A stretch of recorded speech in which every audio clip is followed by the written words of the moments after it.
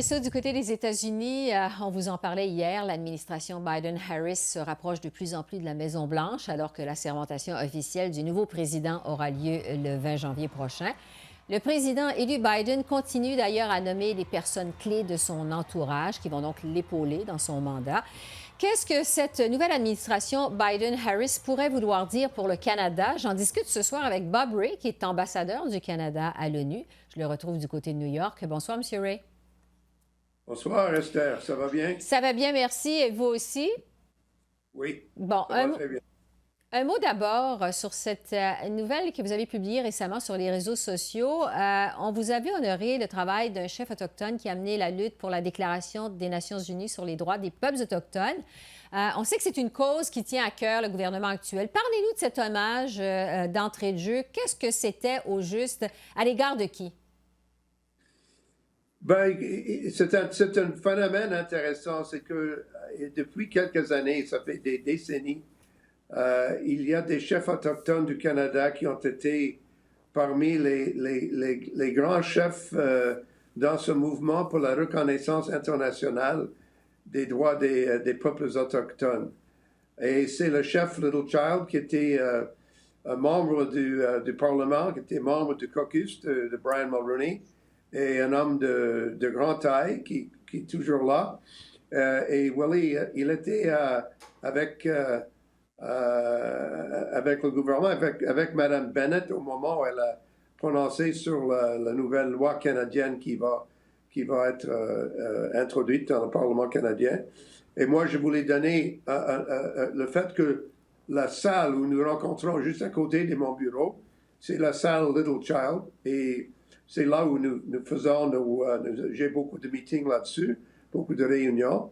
Alors, je voulais donner l'opportunité pour les gens du Canada de comprendre que c'est encore un domaine où le Canada a fait un travail important et que nous continuons de faire.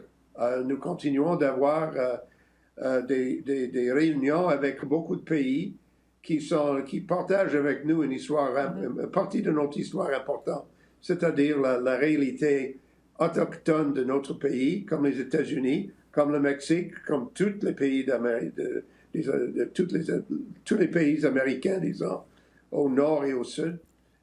Et ça nous donne la chance de vraiment parler de l'importance de cette question pour les droits humains et pour les droits des Autochtones en même temps. Oui, parce que ça fait partie, évidemment, de vos fonctions d'ambassadeur. Je le disais d'entrée de jeu, M. Ray, le président élu Biden procède à des nominations en vue de son arrivée prochaine à la Maison-Blanche. M. Biden a annoncé récemment la nomination de Linda Thomas-Greenfield à titre d'ambassadrice des États-Unis à l'ONU. Madame Thomas-Greenfield est une spécialiste de l'Afrique. En fait, je vous demanderais, est-ce que vous la connaissez? Qu'est-ce que vous pensez de cette nomination? Personnellement, je ne la connais pas. Je n'ai pas rencontré encore, mais j'attends beaucoup à l'opportunité de le voir et de la rencontrer. Madame était ambassadrice, était une ambassadrice américaine dans beaucoup de pays. Elle était un des chefs du département d'État récemment. C'est un professionnel. Ça fait longtemps qu'elle était dans la diplomatie. Je crois que ça reflète un peu la réalité du gouvernement Biden, qu'il veut pas nécessairement politiser toutes les nominations. Il a nommé quelqu'un qui vient du monde diplomatique, qui vient aussi, qui a une compréhension profonde des problèmes de sous-développement et les problèmes de développement dans l'Afrique, par exemple. Et avec le COVID-19, je peux vous assurer que ça sera une question absolument primordiale pour l'ONU et pour le monde, pour le globe, tout ensemble, parce que nous devons reconnaître la nature du problème que nous avons. Le COVID-19, c'est pas seulement un problème de santé, mais c'est aussi un problème économique, et non seulement un problème pour le Canada ou pour les États-Unis, mais c'est un problème, un défi global. Oui, effectivement. De grande taille. Oui, c'est le moins qu'on puisse dire. C'est donc quand même un changement de garde qui se prépare à l'ONU. On va passer de l'ère Trump à l'administration Biden. On peut s'attendre à un changement de ton, un changement d'attitude, un changement dans l'approche diplomatique. Vous vous attendez à quoi, vous, de cette nouvelle administration Biden? Eh bien, on verra. Franchement, on ne sait jamais exactement ce qui va arriver. Les problèmes vont rester les mêmes défis qu'on a eus avec le conflit, avec le COVID, avec le changement climatique. Toutes ces problématiques seront toujours là. Ils ne vont pas disparaître à cause d'élections aux États-Unis ou n'importe où dans le monde. Mais comme vous l'avez dit, je crois que l'administration Biden va prendre une approche qui sera plus multilatérale, où je crois que le président-élect a déjà dit, il a déjà dit clairement qu'il veut travailler avec les autres pays. Il veut que les États-Unis retournent à son travail de leadership. Et franchement, je crois que c'est quelque chose qui sera bien apprécié par les partenaires américains parce que nous voulons voir dans le monde multilatéral, nous voulons voir le retour des États-Unis parce que je crois que le président Trump a pris une position plus, disons, nationaliste et je crois on verra plutôt une approche plus multilatérale de la part du président Biden. Oui. Je veux revenir sur la crise sanitaire. Vous en parliez il y a un instant de la COVID. Le premier ministre Trudeau a pris la parole virtuellement encore la semaine dernière à l'occasion de l'Assemblée générale de l'ONU. C'est d'ailleurs vous qui l'avez introduit. Pour le premier ministre Trudeau, l'arrivée du vaccin contre la COVID qui a été approuvé de façon officielle aujourd'hui au Canada, ne met pas fin au combat mondial contre la COVID. Selon le premier ministre, il faut s'attaquer aux inégalités entre pays riches et pauvres, inégalités qui ont été aggravées par la pandémie. Quel était l'essence du message du premier ministre Trudeau devant l'ONU? Je crois que c'est un message important parce que le Canada a établi un partenariat avec le Jamaïque et avec les Nations unies, avec le secrétariat, avec le secrétaire général. Et on a fait un partenariat pour vraiment essayer de créer un pont entre les pays les plus riches et les pays les plus pauvres, pour avoir une bonne discussion, de voir comment est-ce qu'on peut aider les uns les autres. Pour nous, les pays riches, nous avons besoin d'un marché global. On a besoin des pays qui peuvent acheter les choses, qui peuvent avancer dans la voie du développement. Et c'est important pour nous, c'est dans notre intérêt commercial d'avoir une telle situation. Avoir des pays qui sont très pauvres, qui n'ont pas la capacité d'acheter n'importe quoi, c'est pas bon pour nous. Et en même temps, je crois que les pays en voie de développement ont besoin de la présence et du partenariat des pays plus riches, plus industrialisés, plus développés. Et c'est exactement ça, je pense, j'espère, qui va avoir lieu, et je crois que ça va aider la situation.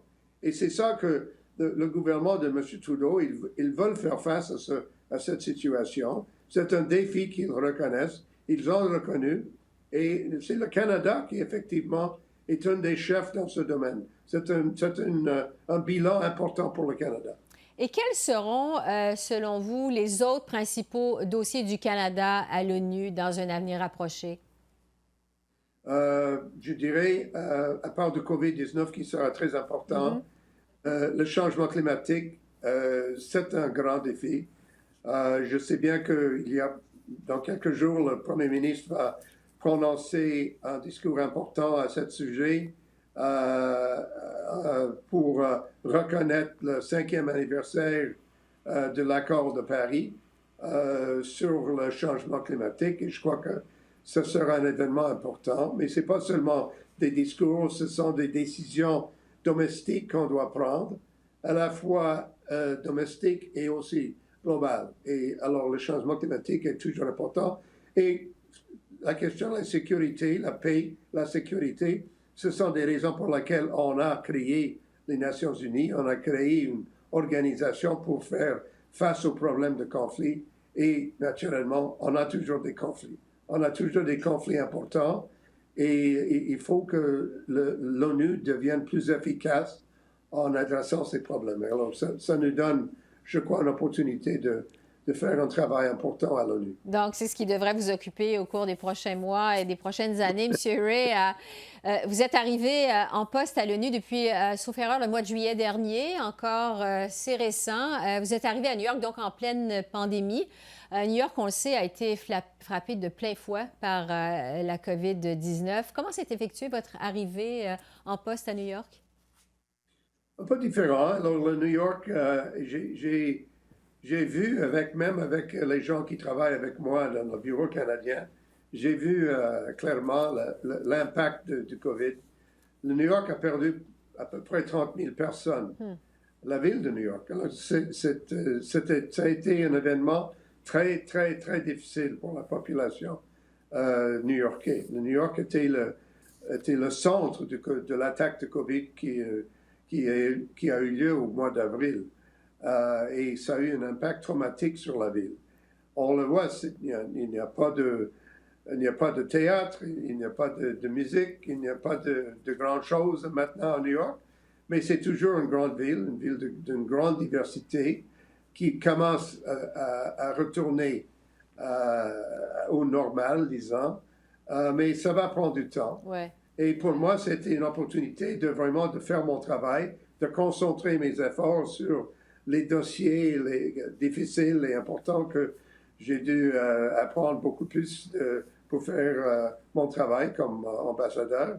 Mais je crois que l'année prochaine, ça va être mieux. On commence à voir la possibilité d'un changement. Oui, donc il y a au moins ça de positif avec cette COVID, c'est que ça vous a donné davantage de temps pour vous concentrer à votre travail. On peut s'imaginer aussi que la ville de New York, qui est magique pendant le temps des fêtes, est dans une ambiance peut-être un peu plus tristounette, triste ces jours-ci. Est-ce que c'est le cas? Oui, un peu, je dirais pas triste, mais je dirais que un peu plus tranquille. Et les gens restent chez eux. Les gens ne sortent pas beaucoup. Et c'est comme ça qu'on veut que nous. C'est là qu'on doit vivre comme ça. Ouais. Mais je crois que, comme j'ai dit avant, je crois que la chose essentielle, c'est que ça commence un peu à retourner. Nous pouvons voir dans les magasins, etc., on voit encore les gens commencent à retourner. Alors, c'est un peu mieux, la situation. Oui, et il y a de l'espoir avec les vaccins qui s'en viennent. Bob Ray, ambassadeur du Canada à l'ONU, merci beaucoup d'avoir fait le point avec nous. On vous souhaite de joyeuses fêtes. Merci. Merci beaucoup. Au revoir. Joyeux Noël à tout le monde. Merci, au revoir.